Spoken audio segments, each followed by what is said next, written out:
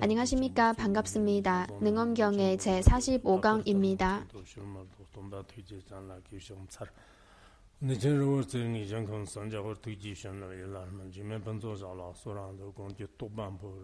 무성심심이며법 백천만국 난저우 악은 문견 득실시 원해 열의 진실이 모든 중생을 제도하기 위해 무상수승한 보리심을 내시기 바랍니다. 오늘도 계속해서 능엄경을 배우겠습니다. 우리가 능엄경을 이렇게 배우지 않았다면 그에 담긴 깊은 뜻을 알지 못합니다. 사실 경전이든 논전이든 한 번만 봤다고 해서 그의 깊은 뜻을 이해하기는 어렵습니다. 그러나 만약에 한번 강의를 하거나 혹은 제대로 수업을 한번 듣거나 한번 잘 배우면은 그의 깊은 뜻을 좀 더 잘 이해할 수 있을 겁니다. 어떤 분들은 자주 나는 금강경을 본 적이 있다.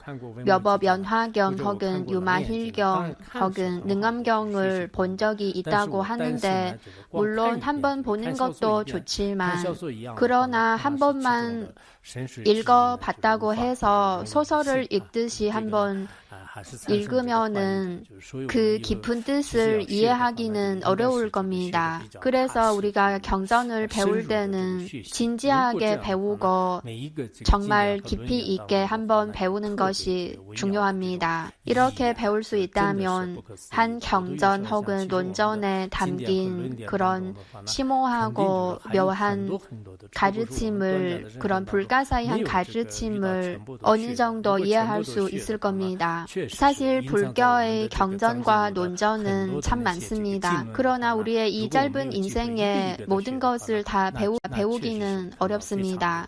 물론 만약에 이 모든 경론을 한 권 한 권씩 다 한번 배울 수 있다면 참 의미 있는 일이지만 그러나 이 짧은 인생에 이 모든 것을 배우기는 불가능한 일입니다.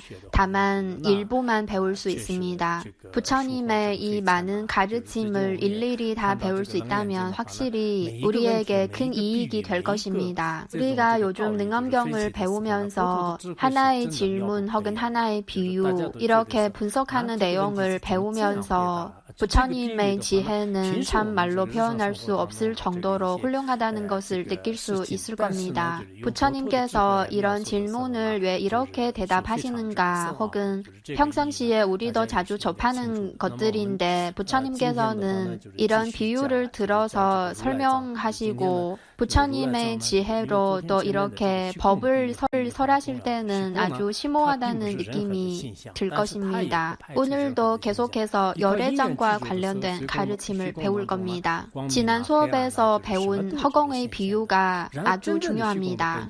허공은 어떤 모양도 아니지만 그러나 모든 모양을 배척하지도 않습니다. 인연이 구족되면 허공에서 밝음이나 어두움이나 이 모든 것이 다 나타날 수 있습니다. 그러나 허공 그 자체는 어떤 모양도 아닙니다. 마찬가지로 우리의 열애장도 사실 아무것도 아니다고 할 수도 있고 모든 것이 다 열애장이라고 할 수도 있습니다. 열애장은 모든 개념에서 벗어난 불가사의한 그런 것입니다. 그래서 왜 자주 반야 바라밀다는 궁극적인 불가사의한 경지라고 하는 이유도 이것입니다. 경문의 첫 번째를 보겠습니다. 열애장의 본래 미묘하고 원만한 마음, 즉 이 밝은 지혜는 어떤 것일까요? 상대적인 측면에서 보면 이 마음은 4가지 요소도 아니고 6입도 아니고 12처도 아니고 18개 오온 등 다 아닙니다. 여기서는 다 아니다고 하는데 그러나 또 뒷부분에서는 다 맞다고 합니다. 상대적인 측면에서는 그것이기도 하고 그것이 아니기도 한다는 것은 서로 모순된다고 생각할 것입니다. 그러나 사실은 서로 모순되지 않습니다. 다시 첫 번째 경문을 보겠습니다. 열애장의 본래 미묘하고 원만한 마음은 마음도 아니고 공도 아니며 흙도 아니고 물도 아니며 바람도 아니고 불도 아니며 이것은 7 요소를 말하는 겁니다.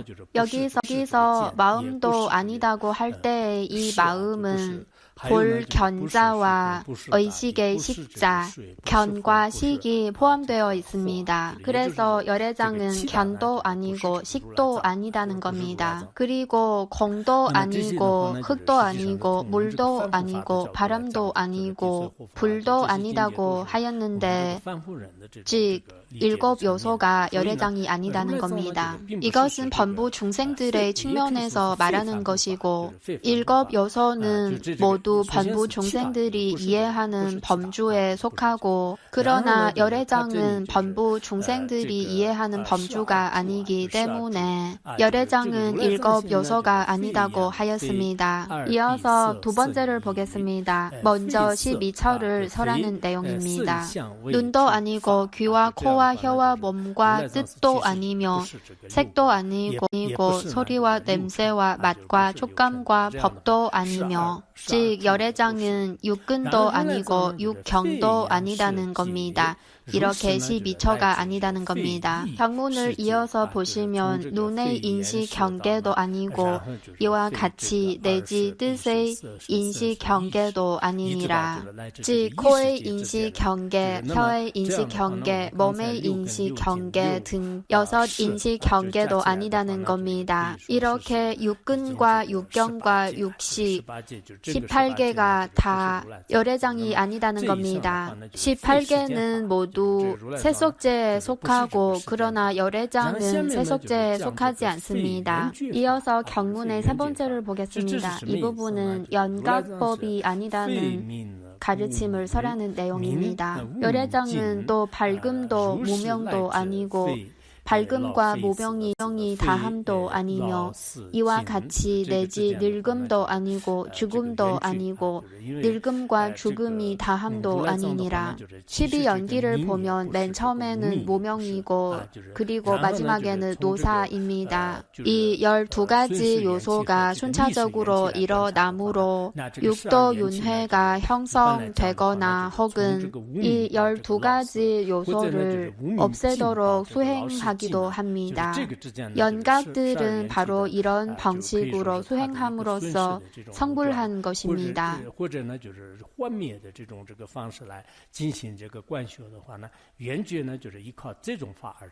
그러나 열애장은 이 12연기의 연각법이 아닙니다.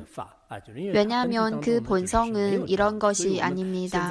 그래서 부처님께서는 먼저 이 모든 것이 다 열애장이 아니다는 것을 설하는 것입니다.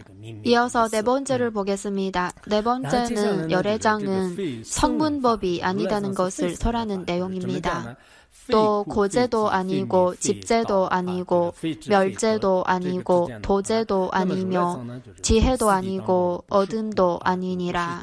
즉 열애장은 사제 중에 고제, 집제, 멸제, 도제도 아니고 심지어 지혜도 아니고 어둠도 아니다는 겁니다. 그래서 열애장은 성문법이 아니다는 겁니다. 이어서 5 번째를 보겠습니다. 이 부분은 열애장은 보살법이 아니다는 것을 설하는 내용입니다. 보살법은 6바람일다 혹은 10바람일다의 측면에서 말할 수 있습니다. 그러면 열애장은 어떤 것일까요? 경문을 보시면 또 보시도 아니고 그리고 지게도 아니고 인력도 아니고 그리고 정진도 아니고 선정도 아니고 지혜도 아니고 그리고 바람일다도 아닙니다. 바람일다는 도피안의 뜻입니다. 즉 모든 번뇌의 얽매인 고통의 세계인 생사고해를 건너서 열반의 저 언덕에 도달한다는 뜻입니다. 이것은 모두 보살법입니다. 보살들은 6바라미를 닦아서 깨달음을 얻었습니다. 그러나 열애장에는 이 6바라밀다 혹은 10바라밀다가 다 없습니다. 이어서 6 번째를 보겠습니다. 6 번째는 부처님의 법이 아니다는 내용을 설하는 것입니다. 이와 같이 내지 달달 아갈도 아니며 아라하와 삼야 삼보도 아니고 대열반도 아니며 여기에 달달 아갈이 나오는데 이것은 열애의 뜻인 것 같습니다. 열애 10호 중에 열애 선서, 그 열애의 뜻인 것 같습니다. 그리고 아라한은 대아라한의 뜻입니다. 그리고 삼야 삼보는 정변지의 뜻입니다. 그래서 열애장은 소위 말하는 열애도 아니고, 그리고 은공, 정등가, 대아라한도 아니고, 이렇게 열애 10호도 다 일일이 관찰해 보면 부처님께서 도달하신 대열반의 이런 경지, 이런 과유도 진정한 열애장이 아니다는 겁니다. 경문을 이어서 보시면 상덕도 아니고 낙덕도 아니며 아덕도 아니고 정덕도 아니니라. 열애장은 상락 아정도 아니고 심지어 부처님의 과유도 아니다는 겁니다. 그래서 부처님의 법이라고 할 수도 없습니다. 6번째 경문의 마지막 구절을 보겠습니다. 이렇게 세간도 출세간도 모두 아니므로, 즉 세간도 아니고 출세간도 아닙니다. 세간과 출세간에서 모두 다 벗어났습니다.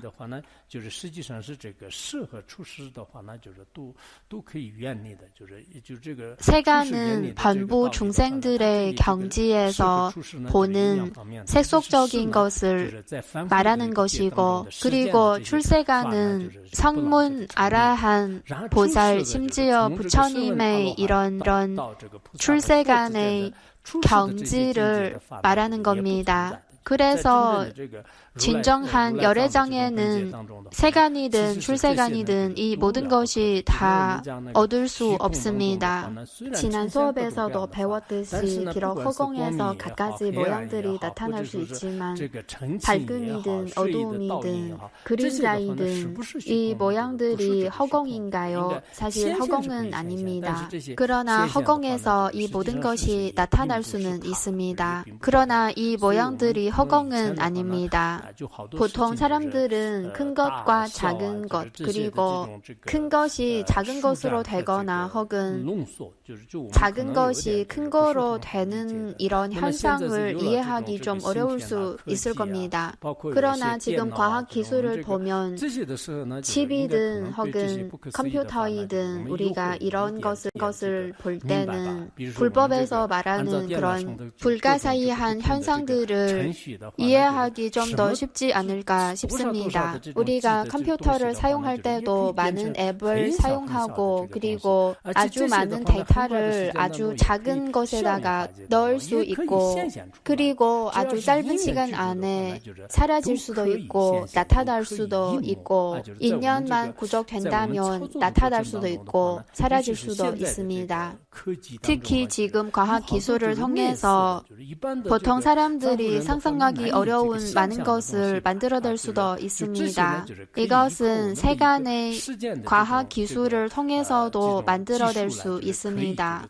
이런 과학기술을 보면서도 불법에서 말하는 이런 불가사의한 이치를 어느 정도 이해할 수 있지 않을까 싶습니다. 예를 들어 지금 사람들은 많은 전자제품을 잘 사용할 수는 있지만, 그러나 그 원리는 이해하기 어려울 겁니다. 저도 어떨 때 이런 생각이 드는데 USB는 그렇게 작은데 어떻게 그렇게 많은 것을 그 안에다가 담을 수 있을까? 정말 불가사의한 것이라는 생각이 들 때도 있습니다. 그리고 USB를 컴퓨터와 연결하면 모든 것이 다 나타날 수가 있습니다. 그리고 아주 큰 모니터를 리모컨으로 켤 수 있다는 것도 참 신기하지 않습니까? 그리고 음악이나 동영상을 틀 때도 인연만 구족되면 다 나타날 수 있습니다. 지난 수업에서 배웠듯이 동서남북 각 방향에서도 인연만 구족되면 지수, 화풍 등 요소가 나타날 수 있고, 만약에 인연이 없다면 나타날 수 없다는 내용도 배웠습니다. 그래서 열애장이든 다른 것이든 우리가 생각하기에 서로 모순되고 좀 불가능한 일이라는 생각이 들 때도 있지만 그러나 우리가 보고 듣고 느끼는 세간의 범주에서는 비록 원리는 잘 알지 못하더라도 예를 들어 컴퓨터에 아주 능숙한 사람도 만약에 그 원리를 설명하려고 하면 설명하지 못할 가능성이 높습니다. 그러나 만약에 이 앱을 통해서 뭐 그림을 그리라고 하거나 예를 들어 얼마 전에 제가 봉사하시는 분에게 한 그림을 그리라고 했는데 아주 짧은 시간 안에 그 모습을 다 그려낼 수 있었습니다. 그러나 그 컴퓨터의 원리를 설명하라고 하면 아마 잘 모를 겁니다. 앱을 사용할 때는 이 버튼을 누르면 이것이 나타나고 저 버튼을 누르면 또 저렇게 되고 이것은 잘 사용할 수 있지만 그러나 왜 이렇게 하면 이런 그림이 우리 눈앞에 나타날 수 있고 우리 눈이 이것을 볼 수 있는지는 설명하기 어려울 겁니다. 이것도 불가사의한 현상이 아닙니까? 선종에도 어느 한 법도 버리지 않고 또 어느 한 법도 세우지 않다는 가르침이 있습니다.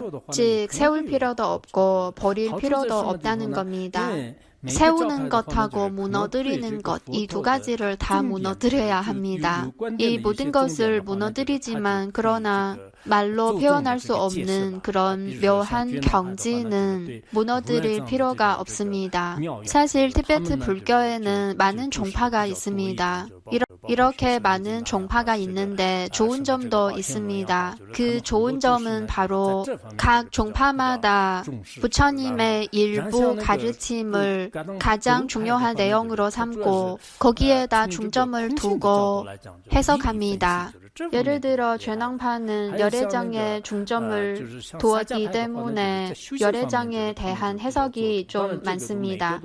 예를 들어 십륜 금강 그리고 보성론 등 논전에 대한 해석이 상대적으로 좀 많습니다. 그리고 갤룩파는 공성에 대해 논리적으로 분석하는 것이 참 뛰어납니다.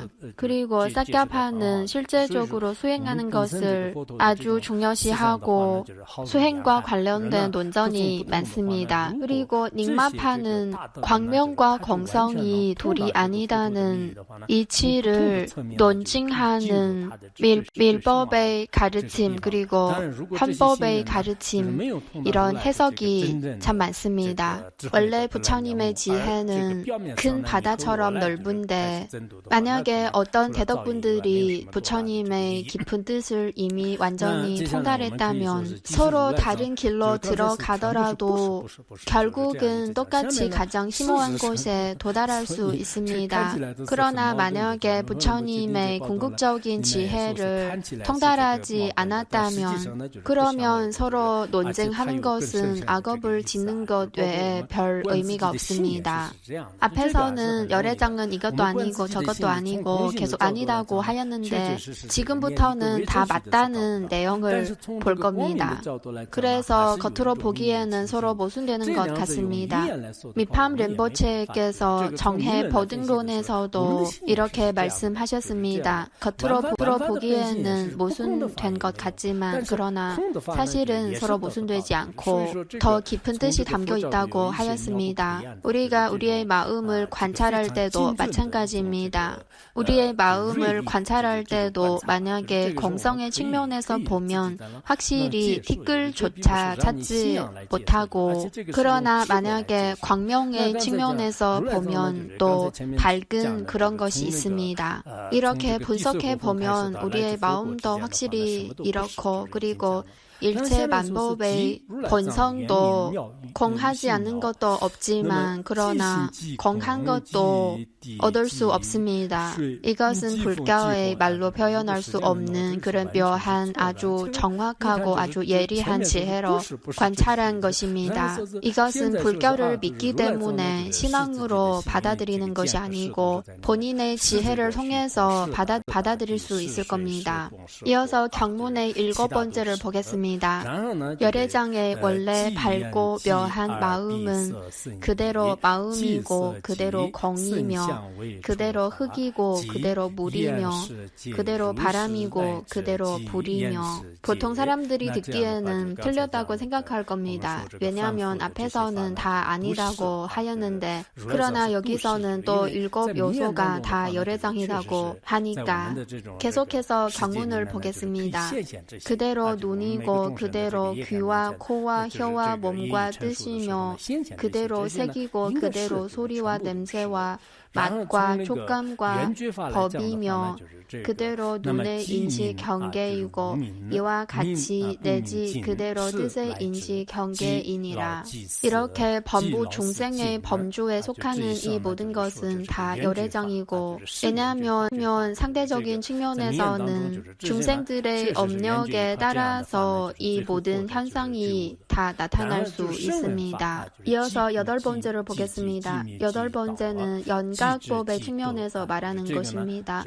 또 그대로 밝음과 무명이고 밝음과 무명이 다함이며 이와 같이 내지 그대로 늙음이고 그대로 죽음이며 그대로 늙음과 죽음이 다함이니라. 즉 열애장은 연각법이라고 하는 겁니다. 확실히 색양의 측면에서 보면 연각들은 이것을 통해서 깨달음을 얻은 겁니다. 이어서 9번째를 보겠습니다. 이것은 성문법을 말하는 겁니다. 또 그대로 고재이고 그대로 집재이며 그대로 멸재이고 그대로 도재이며 그대로 지혜이고 그대로 어둠이니라. 이어서 10번째를 보시면 먼저 보살법을 말하는 겁니다. 또 그대로 보시이고 그대로 지계이며 그대로 인력이고 그대로 정진이며 그대로 선정이고 그대로 지혜이며 그대로 바람일다이고 이어서 보시면 부처님의 법을 말하는 겁니다. 이와 같이 내지 그대로 달달아갈이며 달달아갈은 열애의 뜻입니다. 그대로 아라하와 삼야삼보이고 그대로 대열반이며 그대로 상덕이고 그대로 낙덕이며 그대로 아덕이고 그대로 정덕이니라. 여기서는 세간과 출세간의 모든 것이 다 열애장이라고 하였고 앞에서는 다 아니라고 하였습니다. 마치 대보적경에도 이런 가르침이 담겨 있습니다. 지혜자는 상을 보지 않고 또한 상이 없음도 보지 않는다. 반야심경에도 색즉시공, 공즉식색이라고 하는데 많은 사람이 이해하기 어려울 수도 있는데 그러나 사실 진정으로 관찰해 보면 그렇게 이해하기 어려운 것도 아닙니다. 앞에서는 열애장은 모두 다 아니다고 하였는데 그러나 여기에서는 또 모두 다 열애장이라고 하는데 서로 모순되지 않을까요? 서로 모순되지 않습니다. 왜 모순되지 않을까요? 이어서 11번째를 보겠습니다. 이렇게 모두 세간과 출세간과 일치하기 때문에 열애장의 묘하게 밝은 마음의 근원은 한문을 보시면 묘명신문으로 되어 있는데 앞에서는 또 다른 표현 방식이 있습니다. 그러나 아마 범어의 원문에는 이렇게 많은 방식으로 표현하지 않을 가능성이 높습니다. 티베트어를 보면 그냥 본래의 밝은 마음 이런 방식으로 다 이렇게 표현하였습니다. 아마 그때 번역할 때 표현하는 방식이 서로 중복되지 않기 위해 문맥이 더 아름답기 위해 이렇게 여러 가지 방식으로 표현한 것 같습니다. 지금 보기에는 서로 좀 헷갈리는 것 같기도 합니다. 예를 들어 강명인지 명각인지 혹은 묘각, 묘명, 명묘, 강묘 등 많은 방식으로 열애장을 표현하는 겁니다. 우리의 이런 밝은 마음을 표현하는 겁니다. 경문의 11번째 뒷부분을 보겠습니다. 일치함도 떠나고 일치하지 않음도 떠나서 일치하면서도 일치하지 않으니 여기서는 일치함과 일치하지 않음 이 두 가지를 다 뒤집었고 즉 세간과 출세간 이 두 가지를 다 뒤집었습니다. 사실 궁극적인 측면에서 보면 사실 세간과 출세간의 모든 것은 티끌조차 실제하지 않습니다. 일치함도 얻을 수 없고 일치하지 않음도 얻을 수 없습니다. 우리가 중관학을 배울 때도 모든 개념에서 벗어났다는 이치를 분석하였고 오고 감도 없고 하나도 아니고 둘도 아니다는 방식으로 분석한 적도 있습니다. 그리고 있음도 떠나고 없음도 떠나고 있음이 아닌 것도 떠나고 없음이 아닌 것도 떠난 이 네 가지 측면에서 분석한 적도 있습니다. 그래서 일치함도 떠나고 일치하지 않음도 떠난다는 것은 세간과 출세간의 모든 것을 다 떠났다는 겁니다.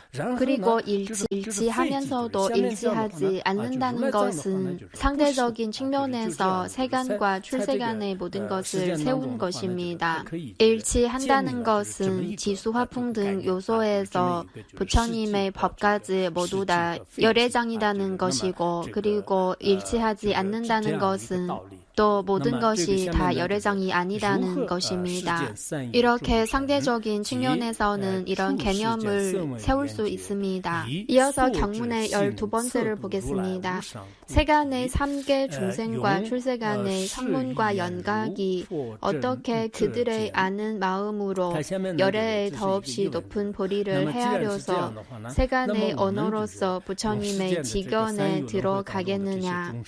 즉 하나는 세간의 3계 중생과 출세간의 성문과 연각이 어떻게 열애에 더없이 높은 보리를 알 수 있겠느냐. 그리고 다른 하나는 또 어떻게 세간의 언어로서 부처님의 지견에 들어갈 수 있겠느냐. 즉 하나는 사유하는 것, 어떻게 열애에 더없이 높은 지혜를 알 수 있겠는가. 그리고 또 하나는 세간의 언어로서 어떻게 부처님의 더없이 높은 지혜를 표현할 수 있겠는가. 사실 부처님의 경지는 불가사의한 것입니다. 지장소에도 이런 가르침이 담겨 있습니다.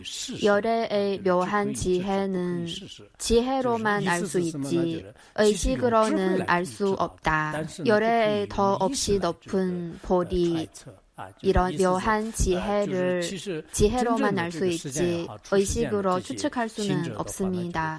말로 표현하려고 해도 정확하게 표현하기 어렵습니다. 그리고 의식으로 분석하거나 추측하려고 해도 어렵습니다. 이어서 한 비유를 들어서 설명할 겁니다. 이어서 13번째를 보겠습니다. 비유하면 거문고와 공후와 비파에 묘한 소리가 있을지라도 묘한 손가락이 없으면 소리를 낼 수 없는 것과 같다. 여기에서 거문고, 공후, 비파 등 악기를 티베트어에서는 거문고 현의 수에 따라서 7개의 현, 25개의 현, 14개의 현에 따라서 거문고, 공후, 비파 등 이름으로 불렀다고 하는데 불경에도 거문고, 공후, 비파 등 악기에 대한 설명이 있습니다. 여기에서는 자세하게 말씀드리지 않겠습니다. 이런 악기에는 묘한 소리가 있지만 그러나 만약에 묘한 손가락이 없다면 소리를 낼 수 없습니다. 그래서 이 손가락이 아주 중요합니다. 피리를 불 때도 마찬가지로 손가락이 잘 움직여야 좋은 소리를 낼 수 있습니다. 만약에 잘 할 수 못한다면 원래는 이 악기에서 묘한 소리를 낼 수 있지만 그러나 잘 불지 못한다면 손가락으로 잘 연주하지 못한다면 묘한 소리를 전혀 내지 못합니다. 비록 따라서 한번 해보면 소리는 낼 수 있지만 그러나 그렇게 묘한 소리는 내지 못할 겁니다. 마찬가지로 이어서 14번째를 보겠습니다. 너와 중생도 마찬가지로 즉 부르나 존자와 다른 중생도 마찬가지로 비록 중생들은 다 열애장을 가지고 있지만 그러나 이런 손가락 즉 좋은 비결이 없다면 묘한 소리를 낼 수 없는 것과 같습니다. 여러분도 묘한 소리를 내고 싶은데 그러나 제대로 배우지 못했기 때문에 이 손가락이 문제가 있기 때문에 여전히 그 묘한 소리를 낼 수 없습니다.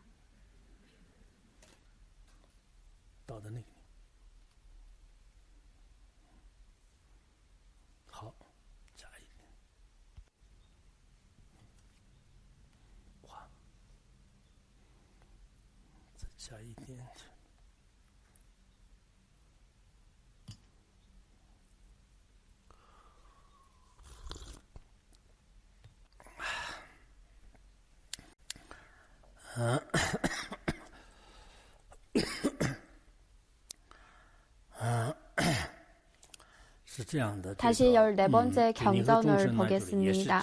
너와 중생도 마찬가지로 보배로운 깨달음의 참 마음은 저마다 원만하지만 나는 잠시 손가락을 대기만 해도 실상 해인이 광명을 바라고 즉 이 보배로운 깨달음의 참 마음 즉 열애장은 모든 중생이 다 원만하지만 그러나 만약에 부처님의 가피 혹은 스승님의 가르침이 없다면 이런 깨달음의 광명을 바라지 못한다는 겁니다. 그러나 만약에 부처님의 손가락을 대기만 하면 이 실상 해당 해인이 광명을 바란다는 것은 부처님의 요의의 경전 혹은 밀법의 갖가지 비밀을 통해서 가르쳐주면 실상 해인이 광명을 바랄 수 있다는 겁니다. 여기에서 말하는 해인은 화엄경에서도 언급한 적이 있는데 이것은 열애장의 참 모습을 통달하는 그런 선정을 말하는 겁니다. 즉 만약에 부처님처럼 이렇게 직접 보여주면 직접 가르쳐 주시면 확실히 실상 해인이 광명을 바랄 수 있다는 겁니다. 원래 우리가 가지고 있는 원만한 깨달음의 참 마음을 깨달을 수 있다는 겁니다. 비록 부처님을 직접 보지는 못했지만 그러나 만약에 이미 깨달은 스승님, 그냥 이론만 아는 스승님 말고 정말로 이런 깨달음의 경험이 있는 정말 깨달음을 얻으신 스승님께서 우리에게 이런 손가락으로 가르쳐듯이 우리에게 가르침을 주시면 이렇게 실상 해인이 광명을 바랄 수도 있습니다. 이어서 14번째 뒷부분을 보겠습니다. 너희들은 잠깐 마음을 들기만 해도 먼저 번뇌가 일어나느니라. 부처님께서 이렇게 말씀하셨습니다. 안타까운 것은 뭐냐면 부르나 존자께서 분별심이 일어났기 때문에 마음의 본성을 꿰뚫어보지 못했고 그리고 잇따라 갖가지 번뇌가 일어났습니다. 한문을 보시면 진자와 노자가 있는데 진자는 바깥에서 끊임없이 일어나는 현상이고 그리고 노자는 번뇌, 괴로움, 허망한 것들 이런 것들이 끊임없이 일어난다는 겁니다. 안타까운 것은 원래 부처님께서 손가락을 대기만 해도 깨달음을 얻을 수 있었는데 그러나 안타까운 것은 여전히 마음의 본성을 꿰뚫어보지 못했다는 겁니다. 그래서 여러분도 마찬가지로 사실 우리도 스승님의 가르침을 통해서 원래는 마음의 본성을 꿰뚫어보는 기회가 있었는데 문득 원래 이런 것이구나 이런 느낌이 들 수도 있는데 그러나 우리가 잘 참여하지 못했거나 혹은 이기적인 마음이 있거나 혹은 전생에 쌓은 번뇌를 철저히 없애지 못했기 때문에 이런 갖가지 원인으로 이번 생에 정말 깨달음을 얻을 수 있을지는 잘 모르는 일입니다. 그래서 우리는 정말 지극정성으로 기도하여 모든 장애를 없애고 수행이 잘 이루어지도록 잘 기도해야 합니다. 이어서 15번째를 보겠습니다. 이것은 더없이 높은 깨달음의 도를 열심히 구하지 않고 소승만을 좋아하여 작은 것을 얻고 만족하기 때문이다. 즉 더없이 높은 깨달음의 도를 열심히 구하지 않는 이유는 바로 소승만을 좋아하고 즉 이기적인 마음이 있기 때문에 아집이 있기 때문에 그렇습니다. 원래는 부처님과 스승님의 가르침을 통해서 이 짧은 인생에 깨달음을 얻을 기회도 있었는데 그러나 깨달음을 얻지 못하는 가장 중요한 이유는 바로 보리심을 잘 내지 못했기 때문에 그렇습니다. 보리심을 잘 내지 못하고 다만 본인의 아주 보잘것없는 이익만 탐하고 이런 이기적인 마음으로 작은 것을 얻고 만족하기 때문에 그렇습니다. 그렇기 때문에 예전에도 윤회 속에서 벗어나지 못했고 나중에도 해탈을 얻기 어렵습니다. 사실 아마 모든 분이 이런 만족감은 다 있을 겁니다. 해탈을 얻지 못하면 얻지 못하지 잘 먹고 잘 살면 되지 오늘만 즐겁게 지내면 되지 이렇게 생각할 수도 있을 겁니다. 여러분 중에도 많은 분들은 정말 이번 생에는 해탈을 얻어야겠다. 반드시 성취를 이루어야겠다. 정말 중생을 이렇게 해야겠다.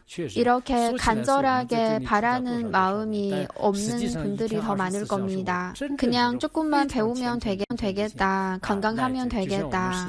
사실 이런 독사와 같은 자신을 집착하는 마음이 정말 무서운 것입니다. 소승의 마음도 자신을 챙기지만 그러나 소승의 마음보다 더 심각한 것은 우리의 이기적인 마음입니다. 이기적인 마음은 해탈의 가장 큰 장애입니다. 어떤 사람은 나는 불법을 배운 지 이미 이렇게 오래됐는데 그리고 불학원에서도 이렇게 오랫동안 수행을 했는데 왜 아직도 깨달음을 얻지 못했나 이렇게 생각할 것인데 그러나 가장 근본적인 원인은 자신한테 물어야 합니다. 매일매일 선배 대덕분들처럼 이기적인 마음을 완전히 버리고 오로지 중생들만 이렇게 하겠다는 보리심을 냈는지 잘 생각해 보시기 바랍니다. 우리는 전생의 업력 때문인가 혹은 이번 생에 본인이 열심히 수행하지 않았기 때문인지 확실히 출가한 지 이미 오래됐는데도 깨달음을 얻지 못했습니다. 그리고 사실 하루 24시간 동안 정말로 굳건한 마음으로 지극정성으로 마치 뱃속의 사람들이 애인을 생각하듯이 끊임없이 해탈만 구했다는 마음을 냈는지 이런 지극정성으로 해탈을 구하려는 마음이 있는지 본인한테 스스로 물어볼 필요가 있습니다. 이어서 16번째를 보겠습니다. 또 부루나 존작에서 나옵니다. 아난존작에서는 나오지 않습니다. 오랫동안 나오지 않았던 것 같습니다. 부루나가 말했다. 저도 열애와 더불어 보배로운 깨달음이 뚜렷이 밝아서 진실하고 미묘하고 청정한 마음이 도리 없이 원만하지만 즉 진실하고 미묘하고 청정한 마음은 부처님이든 부루나 존자이든 지금 우리 모든 중생이든 다 가지고 있다는 겁니다. 경문을 이어서 보시면 저는 옛적부터 시작 없는 망상을 만나 오래도록 생사에서 윤회하다 하다가 이제 거룩한 법을 얻었으나 아직도 구경의 경지를 이루지 못했습니다. 지금 브루나 존자께서 반성하기 시작하는 것 같습니다. 저는 예적부터 망상 때문에 생사에서 윤회하다가 비록 이제 거룩한 법을 얻었으나 아직 구경의 경지를 이루지 못했다는 겁니다. 구경의 경지를 이루기는 아직 거리가 아주 먼다는 뜻입니다. 이어서 17번째를 보겠습니다. 세존께서는 온갖 망상을 다 원만하게 멸하시어 홀로 미묘하고 영원한 진리에 드셨으니 브루나 존자도 부처님처럼 온갖 망상을 다 원만하게 멸하고 미묘하고 영원한 진리에 들고 싶다는 겁니다. 경문을 이어서 보시면 감히 여러 개 묻겠습니다. 일체 중생은 어떤 원인으로 망상이 있어서 스스로 미묘한 밝음을 덮고 생사에 빠져 헤매는 것입니까? 브루나 존자는 아주 오랫동안 묻고 싶었던 질문인데 오늘 기회가 되니 부처님께 감히 묻겠습니다. 저는 부처님과 달리 아직도 망상이 있어서 생사에 빠져 헤매고 있는데 저는 정말 이 망상을 철저히 멸하고 마음의 본성을 깨닫고 싶은데 그러나 일체 중생은 어떤 원인으로 망상이 있어서 스스로 미묘한 밝음을 덮고 생사에 빠져 헤매는 것입니까? 어떤 원인입니까? 여기서는 질문을 제기하였습니다. 마치 우리도 무명은 어디에서 온 것인가, 망상은 어디에서 온 것인가 이렇게 질문을 제기할 수 있는데 이 질문에 대해 여러분은 어떻게 대답할 것인가요? 여러분도 한번 생각해 보시면 좋겠습니다. 브루나 존자는 부처님께 중생들은 어떤 원인으로 망상이 있어서 스스로 미묘한 밝음을 덮고 마음의 본성을 덮고 생사에 빠져 헤매고 있는 것인가? 그 원인은 무엇인가요? 이렇게 물었습니다. 어떤 주석서를 보면 이렇게 해석하였습니다. 앞에서는 중생들이 다 열애장을 가지고 있다면 바깥의 산하대지는 어떻게 나타난 것인가? 이렇게 물었고 여기에서는 주로 무명은 어떤 원인으로 생긴 것인가? 이것을 묻는 것입니다. 앞에서 부처님께서는 이 허망한 현상들의 원인은 바로 무명이라고 하셨고 그리고 여기서는 또 무명의 원인은 무엇입니까? 이렇게 물었습니다. 무명은 어디에서 온 것인가? 많은 사람도 이런 의문이 들 겁니다. 얼마 전에도 어떤 분이 저한테 이런 질문을 제기한 적이 있습니다. 그리고 부처님께서 브루나 존자에게 이렇게 대답하였습니다. 이 부분이 아주 중요한 내용입니다. 여러분이 잘 기억해 두시기 바랍니다. 이어서 18번째를 보겠습니다. 부처님께서 브루나에게 말씀하셨다. 내가 비록 의심을 없애다고 하나 아직은 남은 의혹을 다 없애지 못했으니 즉 비록 다른 제자와 달리 이미 많은 의심을 없애지만 그러나 여전히 번뇌장과 수지장이 아직 남아 있으니까 여전히 의혹을 다 없애지 못했다는 겁니다. 경문을 이어서 보시면 나는 현재의 세상인들을 들어 내게 물으리라. 즉 보통 사람들이 다 아는 한 예를 들어서 반문하겠다는 겁니다. 우리도 질문을 받았을 때 반대로 물어보는 것도 좋습니다. 저도 어떨 때 질문을 받았을 때 오히려 반문을 합니다. 이어서 19번째를 보겠습니다. 내가 어찌 듣지 못한 일이겠느냐. 신라 별성에 연야 달다가 홀련히 어느 새벽에 거울로 얼굴을 비추고 거울 속의 머리에서 잘생긴 얼굴을 좋아하다가 이것은 아마 신라 별성에 있는 사람들이 다 잘 아는 일일 겁니다. 한 연야 달다라는 사람이 있는데 어느 새벽에 거울로 얼굴을 비추고 거울 속에 머리에 잘생긴 얼굴을 보았고 그 얼굴을 좋아했다는 겁니다. 이 연야 달다는 남자인지 여자인지는 잘 모르겠습니다. 인도 사람의 이름은 보통 4글자입니다. 저희 티베트 사람들도 거의 4글자 이름입니다. 예를 들어 저는 원래 소랑 달지 이렇게 되어 있는데 그러나 지금은 3글자 소달지가 되었습니다. 중간에 그 한 글자를 누구가 먹었는지 잘 모르겠습니다. 어떨 때 제가 학교에 가서 강연을 할 때 저를 소개할 때 어떨 때는 지달소, 어떨 때는 또 소지달 이렇게 소개할 때도 있습니다. 이 연야 달다라는 사람이 아침에 새벽에 일어날 때 완전히 깨지도 못한 상태에 거울을 비추다가 경문을 이어서 보시면 자기 머리에서 얼굴과 눈이 보이지 않자 도깨비라고 성을 내어 꾸짖으며 까닭 없이 미쳐서 달아났다고 한다.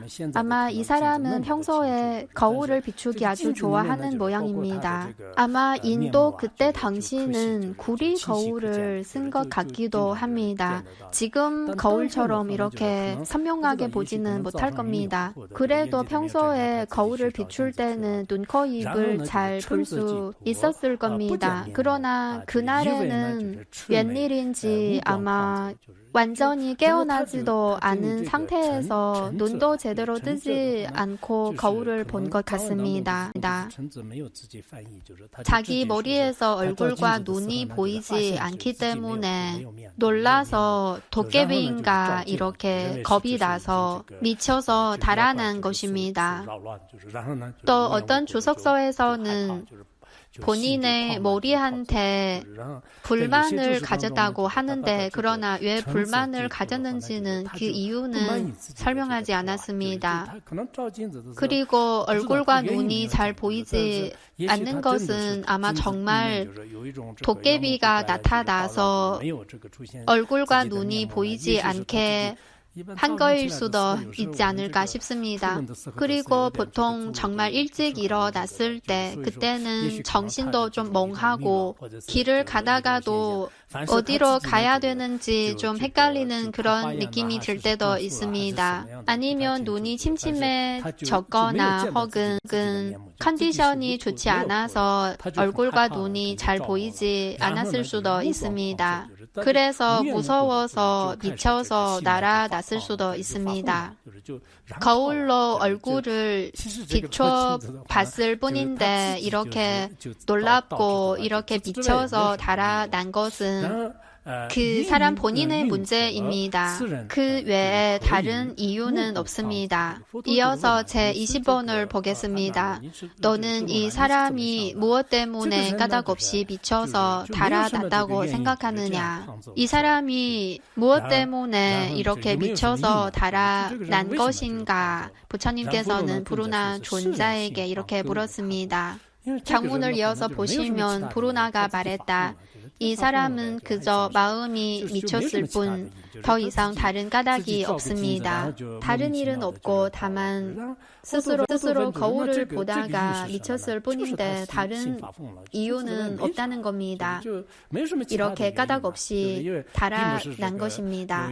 그래서 부처님께서 무엇 때문에 까닭 없이 미쳐서 달아났냐고 물었더니 별 이유가 없다고 하였습니다. 다른 이유는 없다고 대답하였습니다. 왜냐하면 누군가가 와서 그의 머리를 벤 것도 아니고 혹은 정말 마술사가 와서 그의 머리를 보이지 않게 한 것도 아니고 다만 혼자서 거울을 보다가 잘못 봐서 미쳐서 달아났을 뿐입니다. 아무 까닭도 없습니다. 이 비유를 기억해 두시면 좋습니다.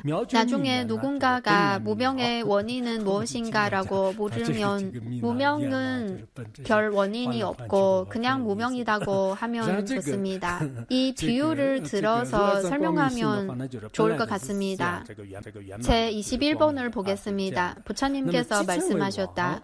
묘한 깨달음은 밝고 원만하여 본래 원만하게 밝고 미묘할 뿐인데 여기에 이미 허망이라고 칭한들 어찌 원인이 있겠느냐.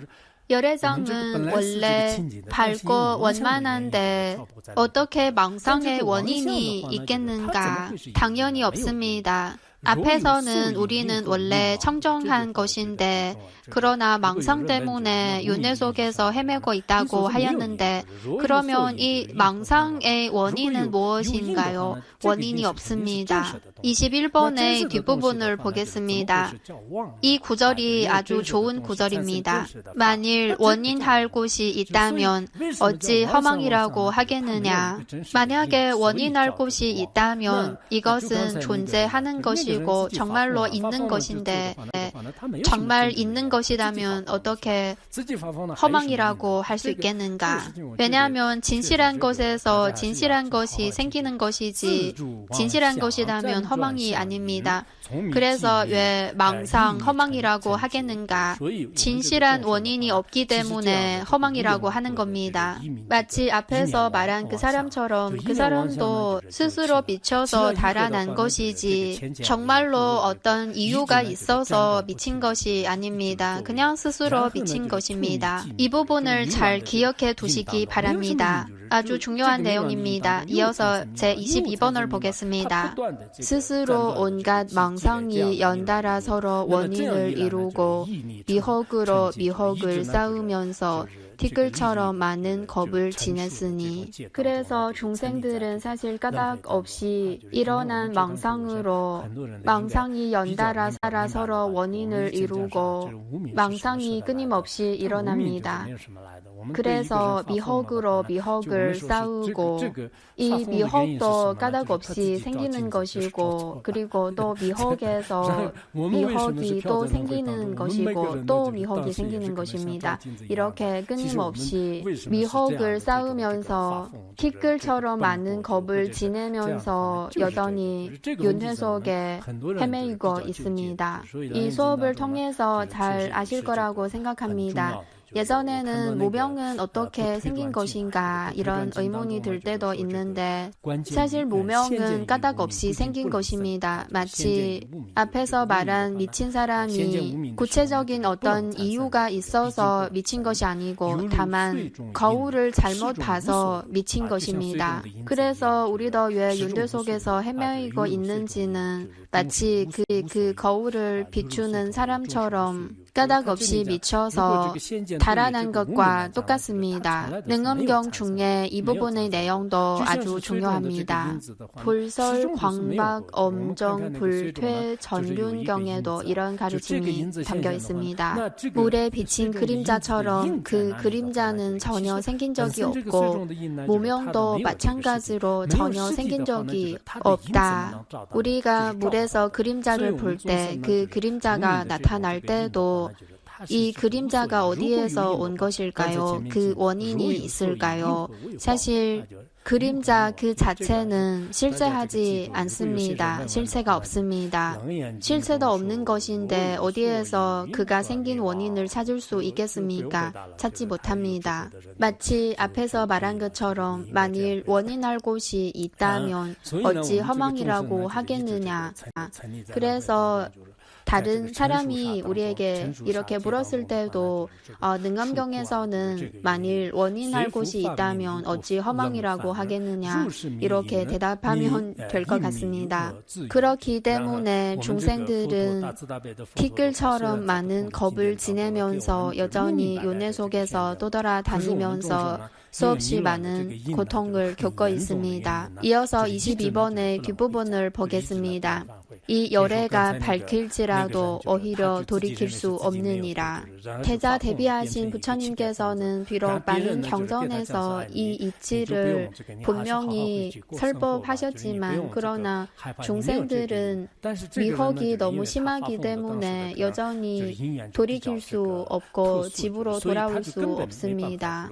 마치 앞에서 말한 그 사람처럼 본인이 스스로 본인의 머리가 없어졌다고 생각해서 미쳐서 거지가 되고 다른 사람이 아무리 겁나지 말라, 아무 일도 생기지 않았다, 집으로 돌아가서 잘 생활하거라 이렇게 말해도 소용이 없습니다. 본인의 특별한 인연 때문에 이렇게 되었고 정상인으로 돌아오지 못하게 되었습니다. 우리 중생들도 마찬가지로 비록 부처님께서도 우리에게 알려주시고 선지식도 우리에게 설법을 해주셨는데 그래도 본인의 이런 뿌리 깊은 오랜 습성 때문에 돌이킬 수 없게 되었습니다. 이어서 23번을 보겠습니다. 이렇게 미혹의 원인은 미혹 자체의 원인으로 있을 뿐이니 이 미혹이 일어났을 때 우리가 정말 알아차리면 그 즉시 없어져 버립니다. 그러나 우리의 너무 견고한 오랜 습성 때문에 참 어려울 수도 있습니다. 이어서 경문을 보시면 미혹의 원인이 없다는 것을 알면 허망은 의지할 데가 없을 것이며 미혹, 이 의식에 원인이 없다는 것을 알면 그러면 허망은 의지할 데가 없을 것입니다. 진정으로 관찰해 보면 사실 미혹에는 원인이 없습니다. 원인이 없다면 미혹에서 생기는 허망이라는 결과도 이 허망도 생길 수가 없습니다. 이어서 마지막 구절을 보겠습니다. 더욱이 생기지도 않았는데 무엇을 멸하려고 하겠느냐. 만약에 허망 혹은 무명이 생긴 적도 없다면 어떻게 멸한다고 할 수 있겠습니까? 생함도 없는데 어떻게 멸함이 있을 수 있겠습니까? 마치 물에 비친 달 그림자처럼 생함과 멸함이 다 없는 것입니다. 그러나 중생들 앞에서는 마치 실제로 있는 것처럼 보이고 이렇게 허망한 것을 볼 때 어떨 때는 참 웃긴 일이라는 느낌이 듭니다. 그래서 우리가 정말로 생사윤회 속에서 벗어나기 전까지는 여전히 열심히 선지식의 가르침을 잘 듣고 잘 배워야 합니다. 오늘은 여기까지 마치겠습니다. 감사합니다. 수남더이 탄자러바년 토네니베전남 판시장 제가나치와롱 조바예 조베조레 조와 조와쇼